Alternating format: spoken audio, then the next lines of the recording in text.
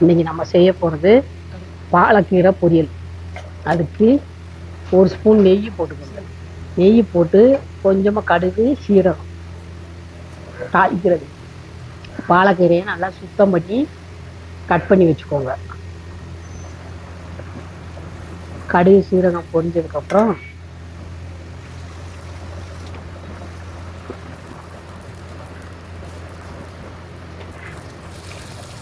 ரெண்டு பச்சை மிளகா, கொஞ்சம் கருவேப்பிலை,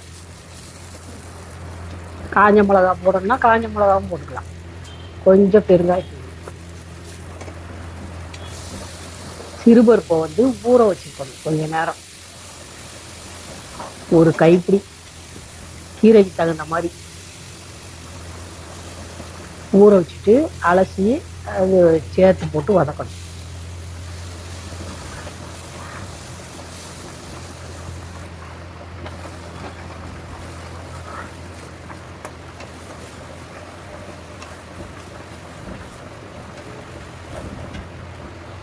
இப்போ வெங்காயம், சின்ன வெங்காயத்தை பொடிசா கட் பண்ணியிருக்கோம் கொஞ்சம், அதையும் போட்டு வதக்கணும். ஏன்னா எண்ணெய் கம்மியாக ஊற்றிடுறதுனால அடிப்பிக்காமல் ஸ்லோவாக வச்சு கிண்டுப்பேன்.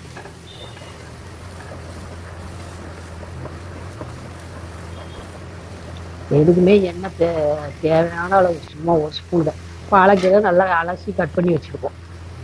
கொஞ்சம் உப்பு, ஏன்னா அந்த கலர் மாறாது உடனே. நீங்கள் கீரைக்கெல்லாம் உப்பு 4 ஒரு பங்கு தான் போடணும், ஏன்னா கீரைக்கு உப்பு தூக்கலாக வந்துடும். அதனால் கொஞ்சமாக உப்பு போட்டுக்கணும். உப்பு போட்டு அப்படியே கீரையோட கலரும் மாறாது உடனே உப்பு போட்டிங்கன்னா. அப்படியே வதக்கிட்டு கொஞ்சமாக தேவையான அளவு தண்ணி ஊற்றி கிண்டி மூடி ஸ்லோவாக வைக்கணும். ஒரு தேங்காய் பட்டை, கொஞ்சம் சீரகம் போட்டு அரைச்சி வச்சுக்கணும்.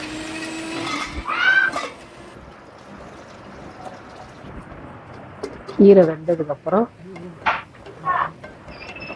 கீரை வெந்துருச்சான்னு பாருங்க. அதுக்கப்புறம் வெந்துருச்சான்னு பார்த்துட்டு அப்புறம் தேங்காவை போடுங்க. இந்த தேங்காவை ஜீரகம் அரைச்சி வச்சுட்டோம்ல, எப்பயுமே சமையலில் கரெக்டாக சேர்த்தோம்னா, எதை சேர்க்கணுமோ அதை சேர்த்தோம்னா நல்லாயிருக்கும். தேங்காவை போட்டு இறக்கியாச்சு.